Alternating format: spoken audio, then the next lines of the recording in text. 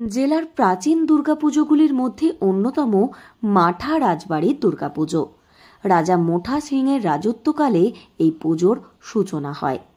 তার নাম অনুসারে নামকরণ হয় মাঠা গ্রামের। এই পুজো আনুমানিক ৩০০ বছরের পুরানো। অযোধ্যা পাহাড়তলির এই পুজো দেখতে বহু মানুষ ভিড় করেন। বংশ পরম্পরায় এই পুজো চলে আসছে আজও। মানে ৩০০-রও বেশি বছর হচ্ছে। মোঠা সিংয়ের দুর্গাপুজো এটি।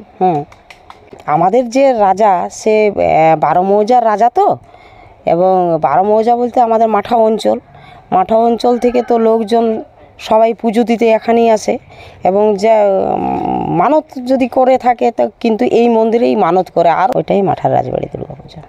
অন্যান্য রাজবাড়ির তুলনায় মাঠা রাজবাড়ির রূপ অনেকটাই আলাদা।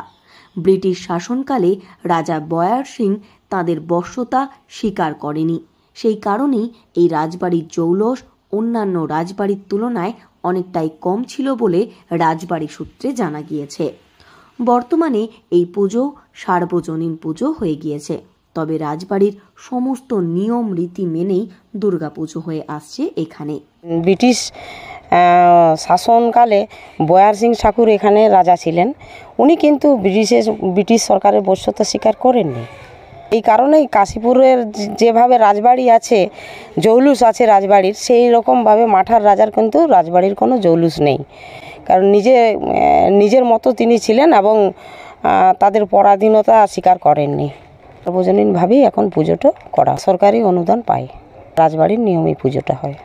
এ বিষয়ে গ্রামের এক বাসিন্দা রসু কালিন্দি বলেন, তিনি ছোটবেলা থেকেই এই দুর্গাপুজো দেখে আসছেন। সারা বছরই এই পুজোর অপেক্ষায় থাকেন তারা। এটা তাদের গ্রামের ঐতিহ্য। রাজবাড়ির দুর্গাপুজো আপনি জন্ম থেকে এই পুজো দেখছেন? হ্যাঁ, জন্ম থেকে। তার আগে অনেক আগে আমার দাদু দেখেছে এই পূজা। এই পুজোতে বহু মানুষের ভিড় হয়। হ্যাঁ, সবগুলা এলাকার লোক আছে, সামনে আশপাশের সবগুলা আছে, পর্যটকেরাও আছে। হ্যাঁ, সারা বছর কি পুজোর অপেক্ষায় থাকেন? হ্যাঁ।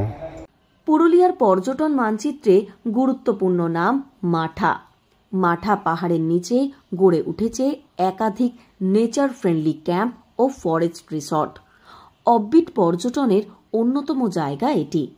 তাই এই দুর্গাপুজোকে ঘিরে পর্যটকদেরও উৎসাহ থাকে তুঙ্গে।